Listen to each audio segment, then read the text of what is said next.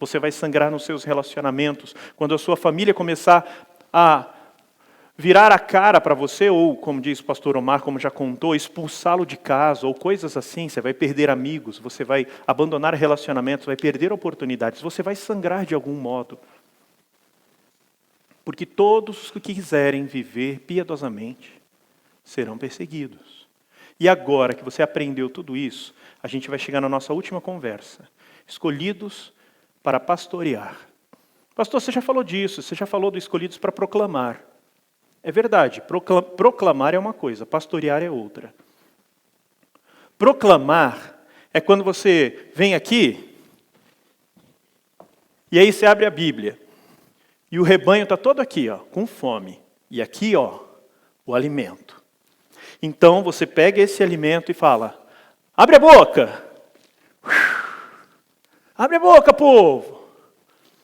Mas tem um elemento aqui, tem outro ali, que você notou dali de cima que não estava comendo direito.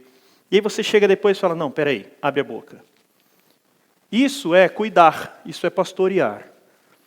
Nenhum missionário foi chamado só para jogar. Jogar a comida, proclamar, virar as costas e ir embora. Todos somos responsáveis por vida. Todos somos responsáveis por vidas. Até o não crente sabe disso.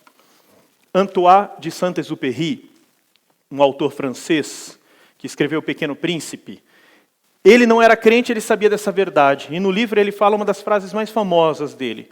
Você se torna responsável por quem você cativa. Então, quando você desenvolve um laço com alguém no campo missionário, na igreja, no seu círculo de amigos, onde quer que seja, quando você desenvolve um laço com alguém, você se torna responsável por essa pessoa. E se nesse laço você entrega o evangelho para a pessoa e ela abraça essa fé, você se torna responsável por essa pessoa 2 vezes.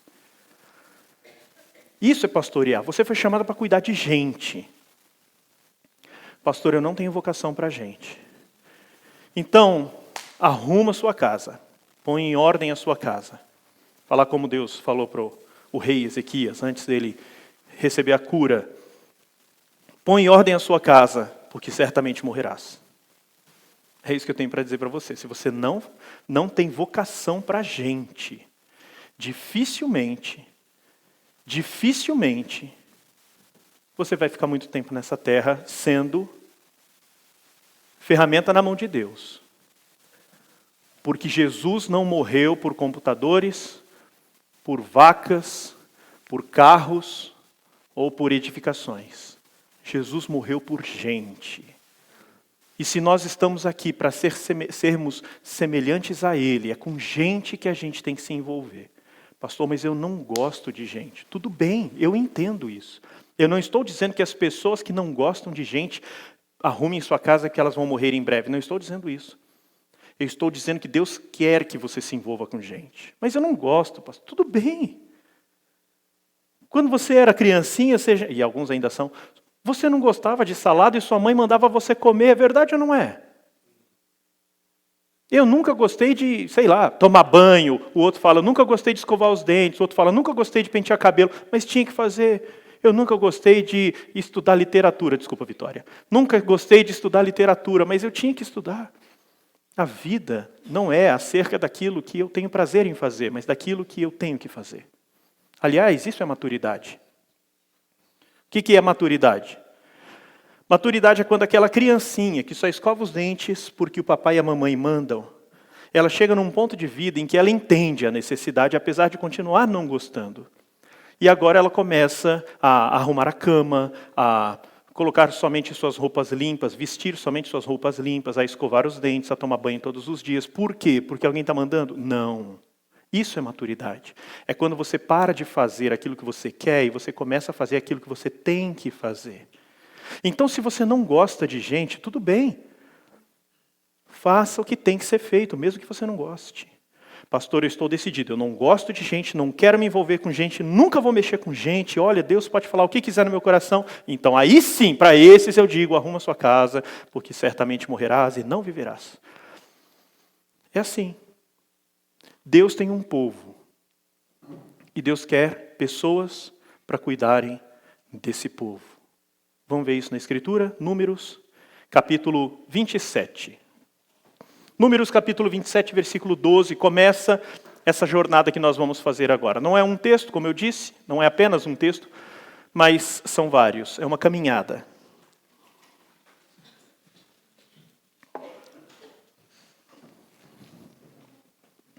Números capítulo 27, versículo 12. Deixa eu contar o que está acontecendo. O Senhor Deus está chamando o seu povo e caminha com ele pelo deserto durante quanto tempo? 40 anos. E aí, nesse período, caminhando,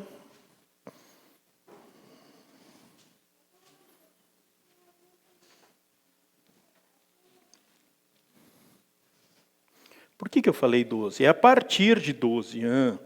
E daí, nesse período, caminhando, no deserto, sempre Moisés à frente do povo como líder. Deixa no jeito aí que eu já vou usar. Sempre Moisés caminhando na frente como líder desse povo. Aliás, deixa eu botar aqui para eu não esquecer de usar. Vou botar bem na minha cara. Muito obrigado. Moisés caminhando como líder desse povo. Daí, de repente, chega um dia que Moisés desobedece ao Senhor e por causa disso Deus diz, você não vai entrar na terra prometida. E Moisés continua servindo, continua caminhando. Quando chega no último momento dele, junto com o povo, Deus fala para ele o seguinte. Depois disse o Senhor a Moisés, sobe a este monte Abarim e vê a terra que dei aos filhos de Israel. E tendo-a visto, serás recolhido ao teu povo. O que significa isso? Você vai morrer, assim como foi o teu irmão Arão. Porquanto no deserto de Zim, na contenda da congregação, fostes rebelde ao meu mandamento de me santificar nas águas diante dos seus olhos. São estas as águas de Meribá, de Cádiz, no deserto de Zim. Então disse Moisés ao Senhor, não olha mais, tira dali, vai. Pronto, para aí. Disse Moisés ao Senhor, não olha para a sua Bíblia. O que você diria? Você acaba de andar 40 anos com o povo, você está com 120 anos de idade. Você acabou de andar 40 anos, você deu os últimos 40 anos da sua vida para fazer o que Deus mandou, para cuidar de um povo que levou você a pecar. O povo levou você a pecar. E agora Deus diz, você não vai entrar na terra. Olha lá, está vendo? Você não vai entrar, não vai entrar. Não foi bem assim que Deus falou, mas a ideia era essa, você não vai entrar. O que você pediria? Então disse Moisés ao Senhor, disse o quê? Ah, Senhor, 40 anos eu te servi, deixa eu entrar, só o pezinho, deixa eu cheirar o pó da terra. O que você diria? Eu diria alguma coisa assim. O que Moisés diz? Vamos ver? O Senhor, autor e conservador de toda vida, ponha um homem sobre esta congregação, que saia adiante deles, e que entre adiante deles, e que os faça sair, e que os faça entrar, para que a congregação do Senhor não seja como ovelhas que não têm pastor. Palmas para esse cara. Deus chega para ele e fala, você não vai entrar. Ele não esperneia, ele não discute. Isso é maturidade. Ele não esperneia, ele não discute, ele só fala assim, Senhor, tudo bem, só te peço uma coisa, cuida do povo.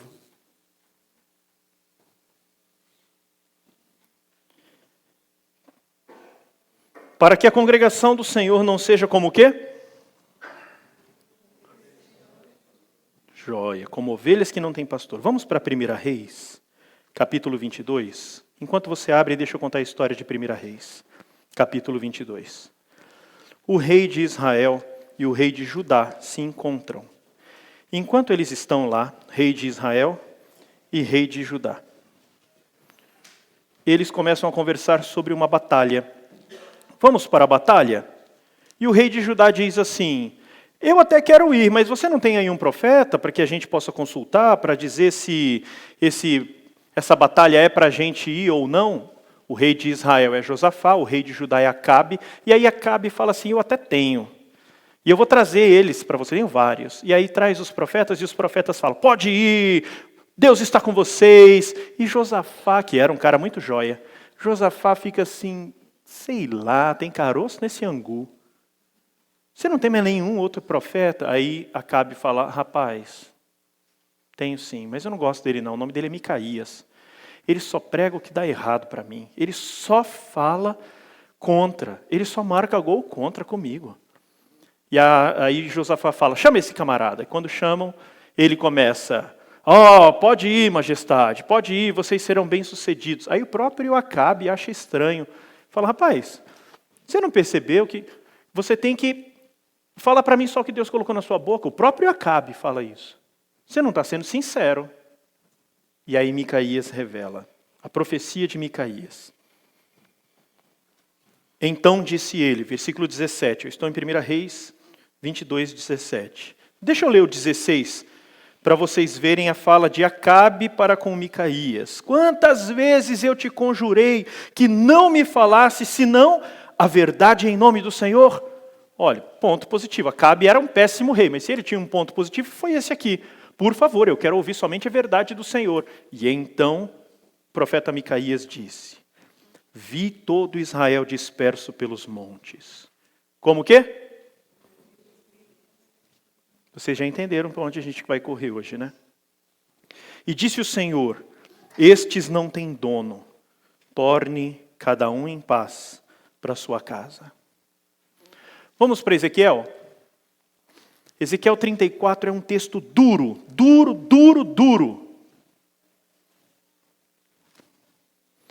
Ezequiel 34 é um capítulo difícil de ler, principalmente se você é pastor. Vamos ler do 1 ao 6. Veio a mim a palavra do Senhor dizendo, filho do homem, profetiza contra os pastores de Israel. Profetiza e dize-lhes assim. Assim diz o Senhor. Aliás, liderança do Maranata, posso dar uma sugestão? Pastor Daniel, inclusive, não deixa ninguém sair daqui formado, pastor Valdir, não deixa ninguém sair daqui formado sem ler pelo menos umas 10 vezes o capítulo 34 de Ezequiel. Viu, pastor Omar? Para eles entenderem como Deus leva a sério isso. Profetiza contra os pastores de Israel, profetiza e diz-lhes, assim diz o Senhor Deus, ai dos pastores de Israel que se apacentam a si mesmos. Não apacentarão os pastores as ovelhas? Comeis a gordura, vestivos da lã e degolais o cevado. Ou seja, mata o carneirinho mais gordo para você comer. Não apacentais as ovelhas. A fraca não fortalecestes. A doente não curastes. A quebrada não ligastes. A desgarrada não tornastes a trazer. E a perdida não buscastes. Mas dominais sobre elas com rigor e dureza. Assim se espalharam. Por quê? Por não haver pastor. E se tornaram um pasto para todas as feras do campo. As minhas ovelhas andam desgarradas por todos os montes e por todo elevado outeiro. As minhas ovelhas andam espalhadas por toda a terra, sem haver quem as procure ou quem as busque. Depois chega lá no versículo 8, ele vai falar a mesma coisa também. Ele termina dizendo, por não haver pastor. E agora quando chega no 11, porque assim diz o Senhor Deus, eis que eu mesmo procurarei as minhas ovelhas e as buscarei, como o pastor busca o seu rebanho, no dia em que encontra ovelhas dispersas. Assim buscarei as minhas ovelhas. Livrá-las-ei de todos os lugares para onde foram espalhadas no dia de nuvens e de escuridão. Tirá-las-ei dos povos e as congregarei dos diversos países e as introduzirei na sua terra. Apacentá-las-ei nos montes de Israel, junto às correntes e em todos os lugares habitados da terra. Apacentá-las-ei de bons pastos e nos altos montes de Israel será sua pastagem. Deitar-se-ão ali em boa pastagem e terão pastos bons nos montes de Israel. Eu mesmo apacentarei as minhas ovelhas e as farei repousar, diz o Senhor Deus. A perdida buscarei, a desgarrada tornarei a trazer, a quebrada ligarei e a enferma fortalecerei. Mas a gorda e a forte destruirei. Apacentá-las-ei com justiça. Vocês podem perceber que o tema de ovelhas sem pastor é um tema que sempre habitou no coração do Senhor, sempre preocupou o Senhor, e Ele sempre providenciou que outras pessoas apacentassem esse rebanho do Senhor. Ele sempre procurou por essas pessoas. Antes de passarmos para o nosso próximo texto, É Marcos capítulo 6, mas antes de ir para lá, preste atenção aqui, eu vou ler alguns detalhes de novo. Versículo 14, apacentá-las-ei de bons pastos, e nos altos dos montes de Israel será a sua pastagem. Deitar-se-ão ali em boa pastagem, e terão bons pastos nos montes de Israel. Quando que isso se cumpre? Em Marcos 6. Vamos para Marcos 6? Você conhece a passagem muito bem.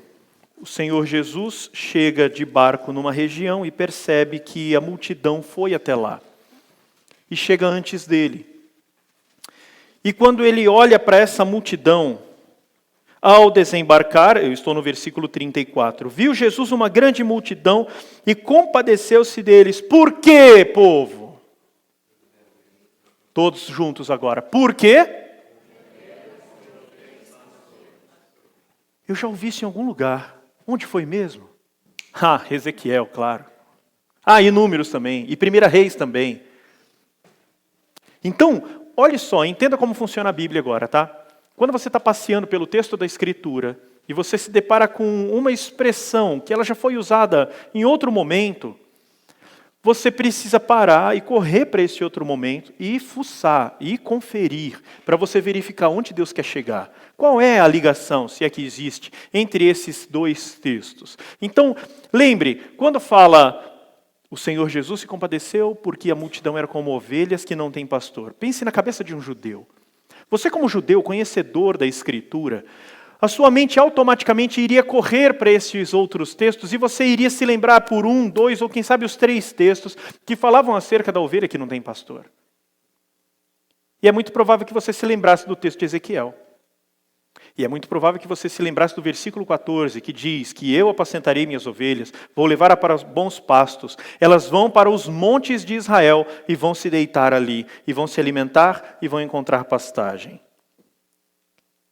Continuação do versículo que nós estamos lendo em Marcos.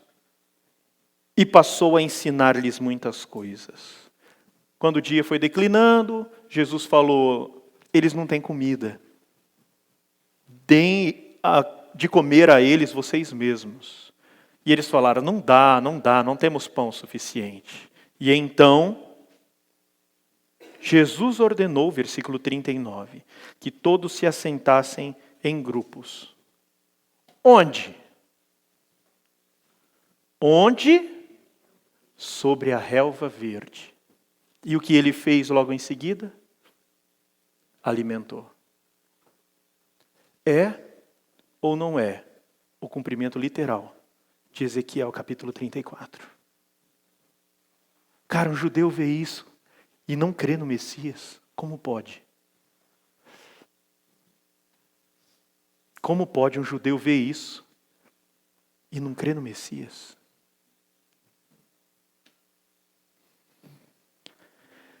Mas segue.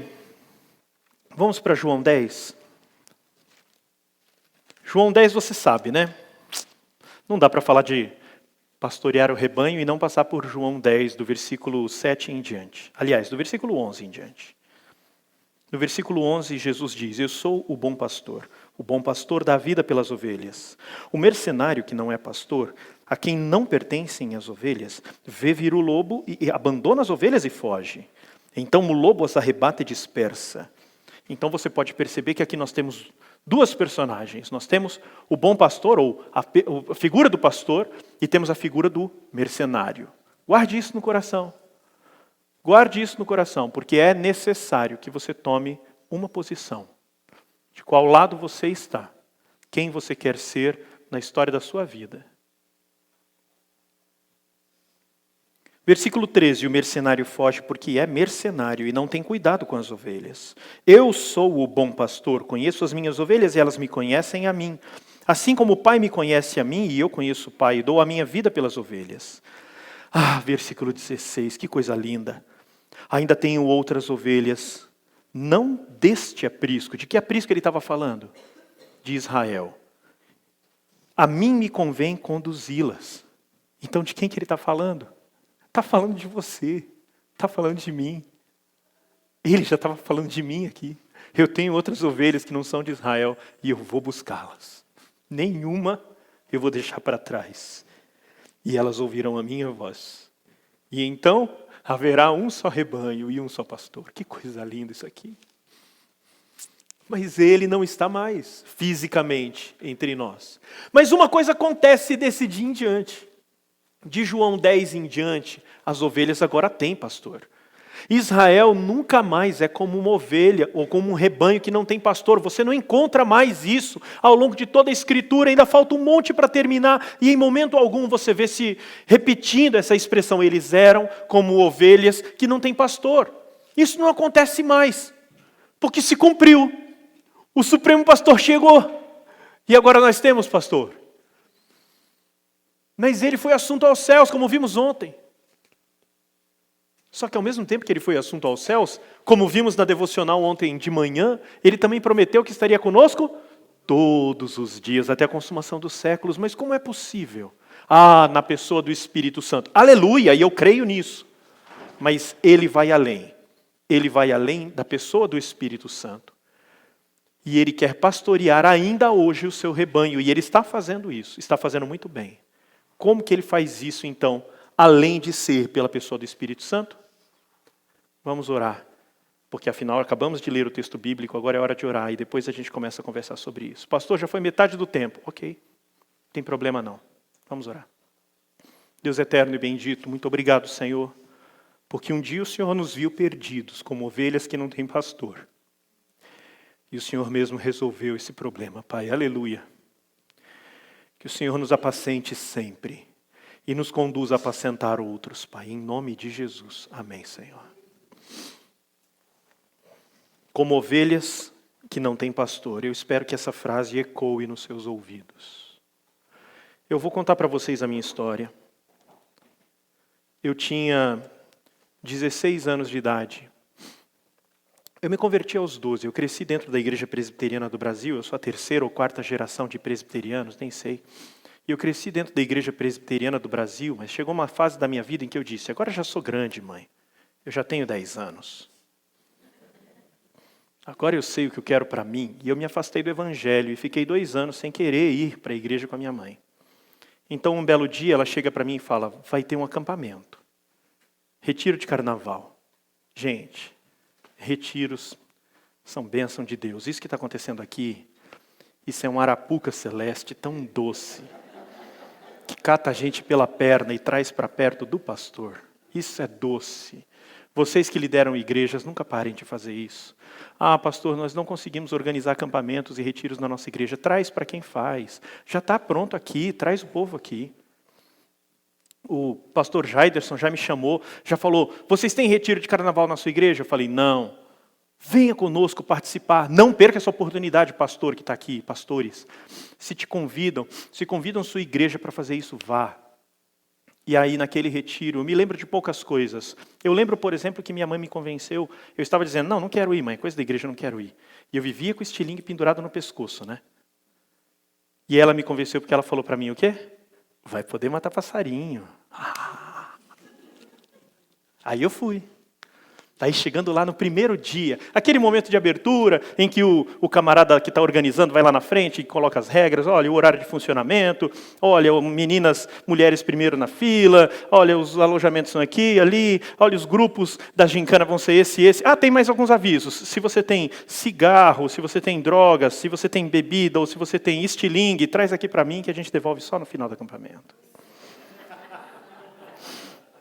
Trair essa minha mãe, hein? E eu passei o acampamento inteiro tentando fugir de lá, mas era 40 quilômetros de distância de Fortaleza. Na época eu morava em Fortaleza, no Ceará. Era 40 quilômetros de distância e o moleque de 12 anos não tinha como voltar sozinho, então eu tive que ficar. E eu fiquei odiando aquele acampamento. Até que na terça-feira de manhã, exatamente nesse horário, na terça-feira de manhã, às vésperas da quarta-feira de cinza, um pregador de 70 e poucos anos de idade. O que um moleque de 12 anos vai querer ouvir um pregador de 70 e poucos anos de idade? Pois um pregador de 70 e poucos anos de idade pega o microfone, começa a pregar numa varanda, um lugar super improvisado para um culto. E eu não lembro de muita coisa, mas eu lembro que no final eu estava lá ajoelhado. E minha vida nunca mais foi a mesma.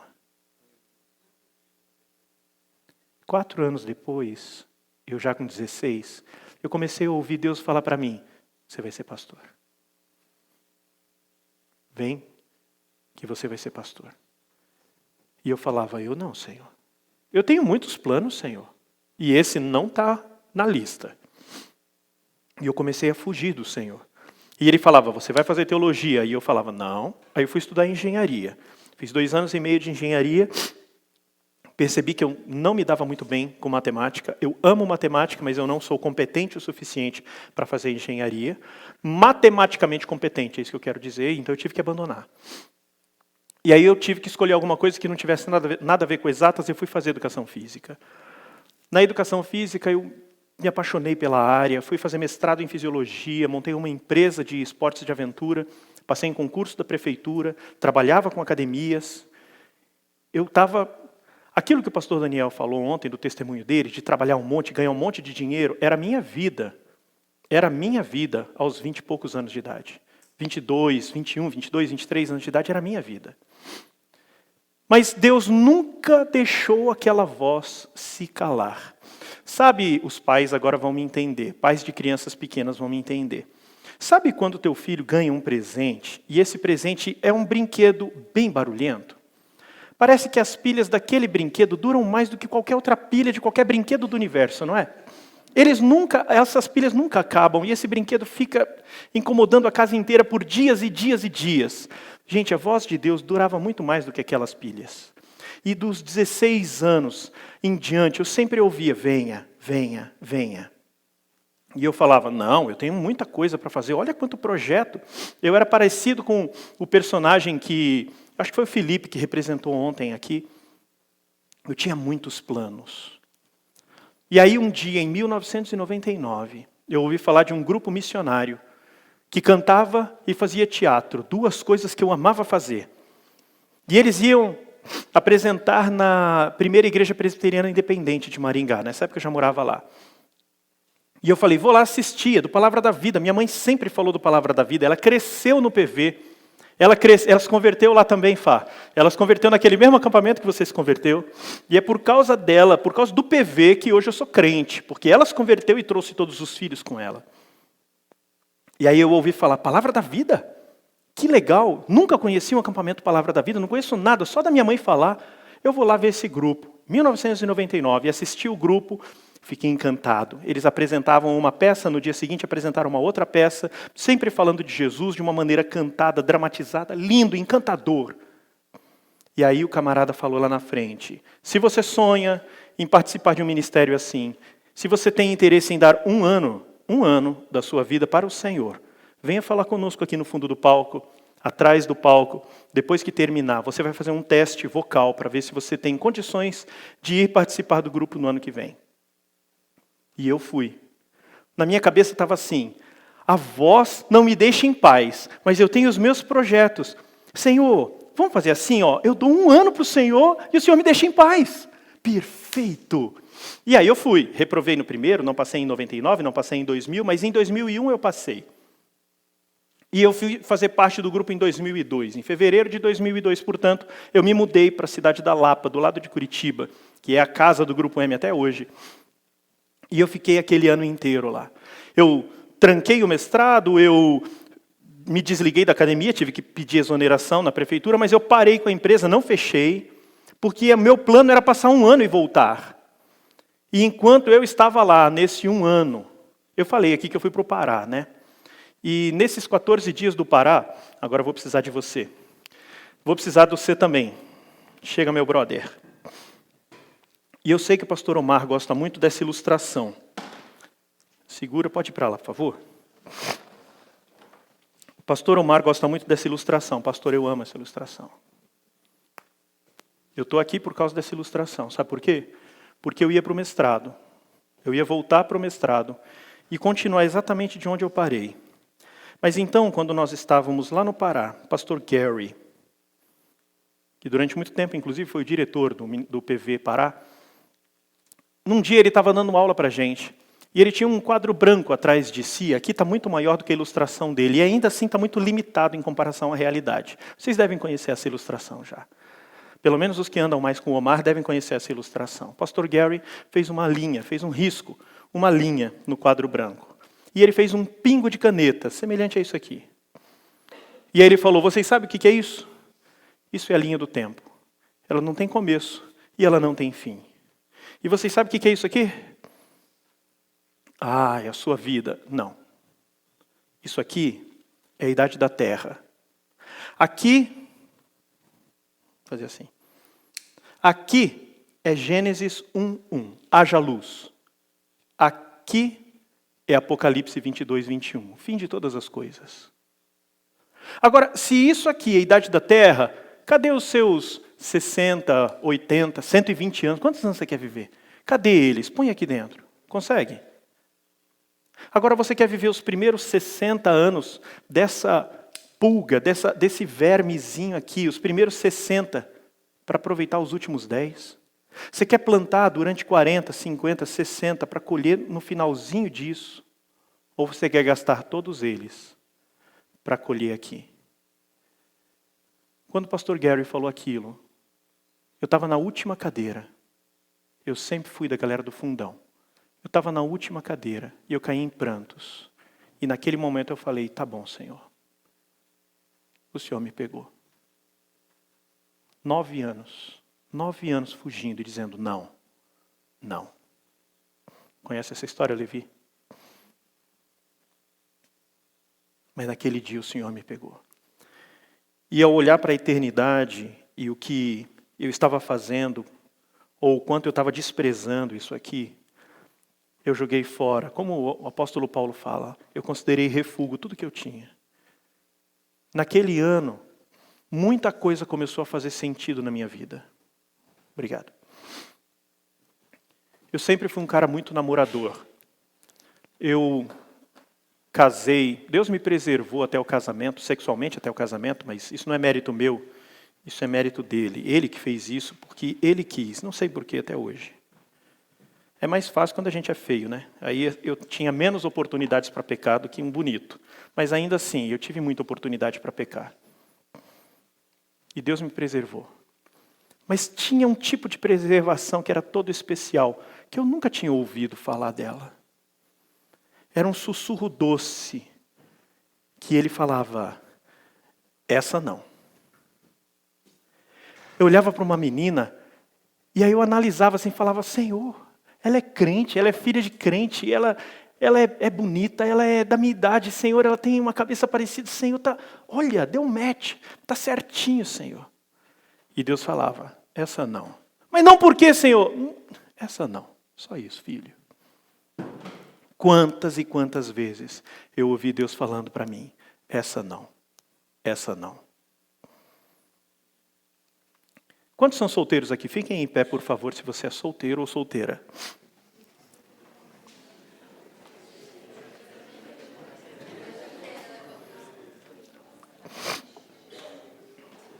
Se está namorando, pode ficar em pé também, porque ainda não casou, então ainda é solteiro ou ainda é solteira.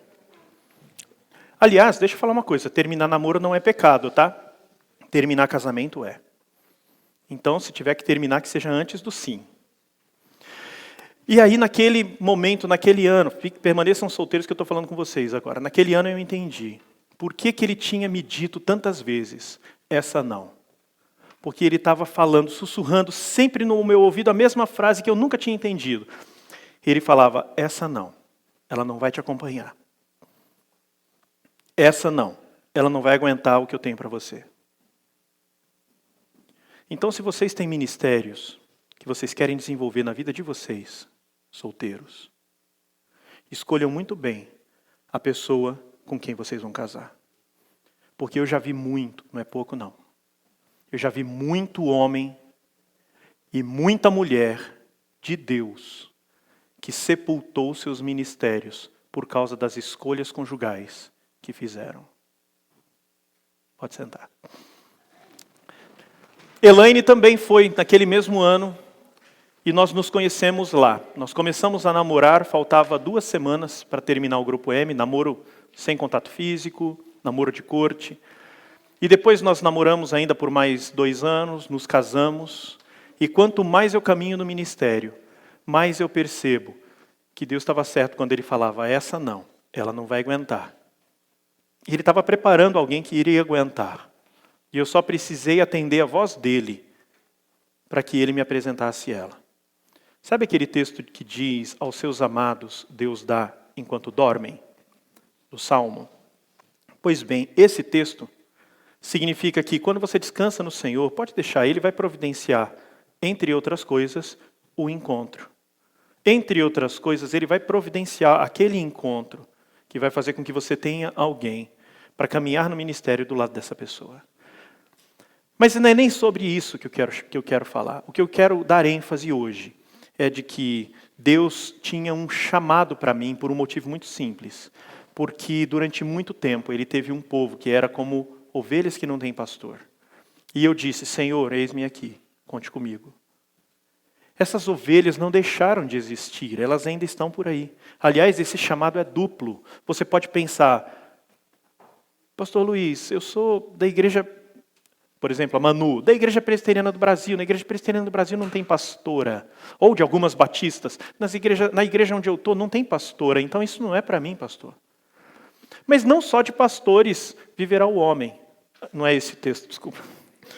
Não só de pastores Deus abastece o ministério e Deus cuida das pessoas. Não só de pastores Deus precisa. Deus precisa de pessoas que aceitem um chamado. Qual chamado que é? Não sei. Não sei qual é o chamado. De repente o seu chamado é para ser professor ou professora em um local que forma pastores e missionários, semelhante, por exemplo, ao Maranata. De repente o seu chamado é para servir na igreja. Olha a Denise. Olha a Denise. O seu chamado é para cuidar de gente numa igreja. De repente o seu chamado é para ser missionário no meio de algum povo específico, ou de algum gueto específico, um grupo específico. Eu não sei qual é o chamado, e eu não vou ficar falando um ou outro, porque existem inúmeros, infinitos chamados diferentes, e eu não sei qual é o seu, mas uma coisa eu sei. Eu sei que por dentro você vai querer fugir. Mas Deus ainda tem ovelhas que precisam ser pastoreadas, e Ele vai sempre chamar você dizendo, é você que eu quero. Hoje o Levi estava falando para a gente acerca disso, lá na nossa devocional, e ele falou uma coisa bem legal. Ele falou, você pode espernear, você pode fugir, mas um dia Ele te pega. Porque se existe um chamado irresistível para a salvação, também existe um chamado irresistível para um ministério. Você pode fugir, você pode atrapalhar o Senhor do jeito que você quiser, mas um dia, se a vontade soberana do Senhor for que você se renda ao ministério, você vai se render ao ministério. Ele vai te laçar, Ele vai partir a sua vida no meio, Ele vai tirar seu carro, né, pastor Daniel? Mas Ele vai trazer você para o ministério. Ele vai te alcançar e Ele vai ser claro com você. Vocês lembram da canção que eu falei ontem? Uma das canções que eu citei ontem? Põe a letra aí, por favor. Será que dá para tocar e cantar ela? Vamos tentar? Gente, eu nunca toquei ela, tá? Então vocês descontem os erros. Se vocês quiserem cantar, eu já vi que tem mais gente que conhece. O Levi estava... Que isso? Ah, tá, tô vendo que tá estranha a afinação.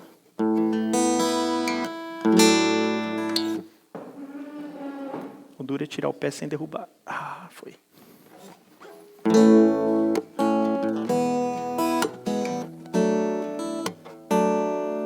Conhecem?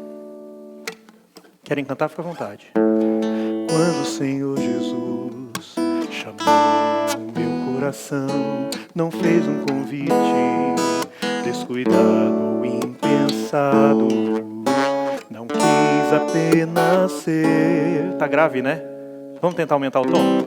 Não quis apenas ser gentil ou educado, mas deixou claro que havia algo importante a ser feito.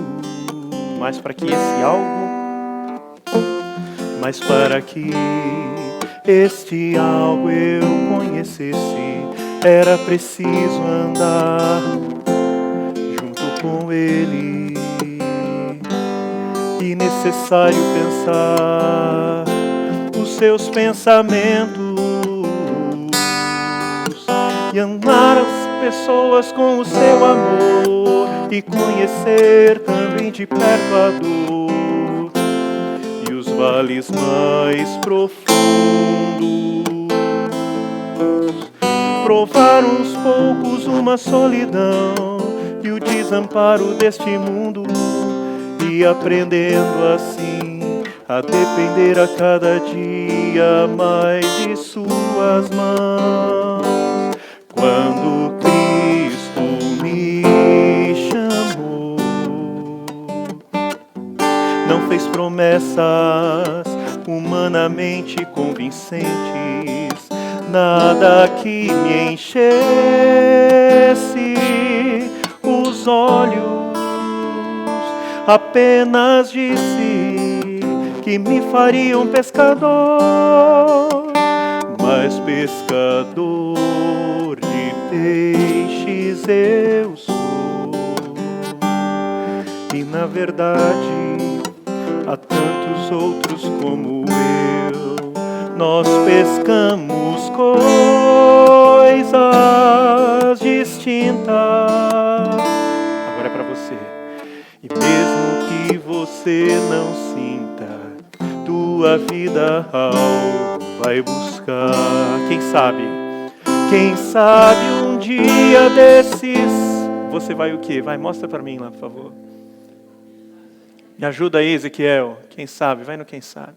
Quem sabe um dia desses você vai sentir também. Quem sabe um dia desses você vai pensar também. Eu já ouvi essa voz. Quem sabe um dia desses você vai ouvir a mesma voz. Ou quem sabe um dia o fará mudar de atitude, vida e de propósito. Eu já ouvi um chamado. Eu ouvi um chamado e ele não parou de buzinar na minha cabeça até o dia que eu disse sim. E eu sei que não era o último. Eu sei que o Deus que me chamou ainda chama. E gente, sim, se tem um negócio que eu entendo, é de fugir. Fugir do chamado. Eu sou bom nisso. Eu fui muito bom nisso durante muito tempo. Até que um dia eu parei de espernear. Eu parei de bater a cabeça. Eu falei, Senhor, eu cansei de fugir. Tá bom, Senhor. Tá bom, Senhor. E daquele dia em diante, eu tenho percebido quanto vale sangrar por esse mestre. Não existe nenhum tipo de vida que eu escolheria. Se eu pudesse, se a minha vida fosse minha, não haveria nenhum tipo de vida que eu escolheria que pudesse ser melhor do que sangrar pelo meu mestre. Eu quero caminhar para o encerramento agora, sabendo, obrigado Zé, sabendo que tem muita gente aqui que deve estar ouvindo a mesma voz. Quem sabe um dia você vai ouvir a mesma voz, é verdade, mas quem sabe você já ouviu a mesma voz. E eu sei que tem muita gente que já disse sim para essa voz, os maranatenses aqui estão para provar isso. Mas tem muita gente que ainda está fugindo, né? E hoje o meu apelo é diferente, não é para receber Cristo, o meu apelo é para parar de espernear. Parar de espernear. Quando Cristo me chamou, não fez promessas humanamente convincentes. Nada que me enchesse os olhos. Só me disse que eu seria um pescador. E esse chamado continua. Ele não está te fazendo nenhuma promessa humanamente convincente. Ele só está falando, segue-me. Vamos fechar os olhos.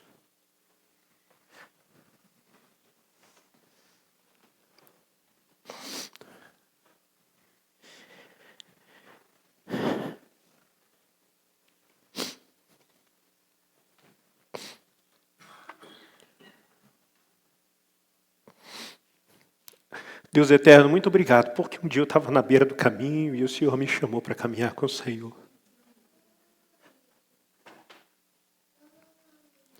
Muito obrigado por esse propósito que o Senhor pôs na minha vida, Pai. Se eu vivesse 1 milhão de vidas, Pai, e desse todas elas para queimar no seu altar, ainda seria pouco perto do que o Senhor fez por mim. E se eu vivesse 1 milhão de vidas, Senhor, todas elas eu iria querer gastar contigo. E eu sei, Pai, que o Senhor tem dado para muitos e muitos outros a mesma alegria e o mesmo privilégio que o Senhor deu para mim. E muitas vezes, Pai, nós temos tampado os nossos ouvidos e tentado fugir do Teu chamado. Eu tenho certeza, Senhor, que aqui tem muita gente que está fugindo. Eu tenho certeza que tem muita gente que já ouviu a mesma voz, mas que ainda não disse sim. Pai eterno, muda a vida dessas pessoas para sempre, Pai. Em nome de Jesus. Ainda de olhos fechados, ainda de cabeça baixa.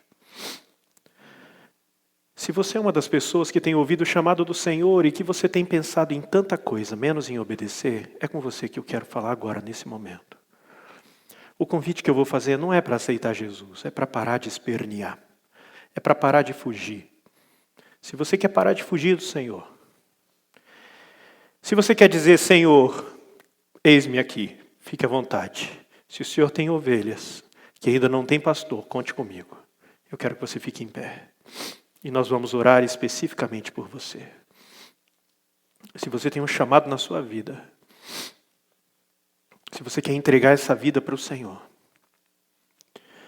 e se você quer dizer, Senhor, eu não sei muita coisa, e eu não sou bom ou boa em muita coisa, mas o que eu tenho eu te entrego, fica à vontade para usar. Se você quer render-se ao ministério, fique em pé, por favor.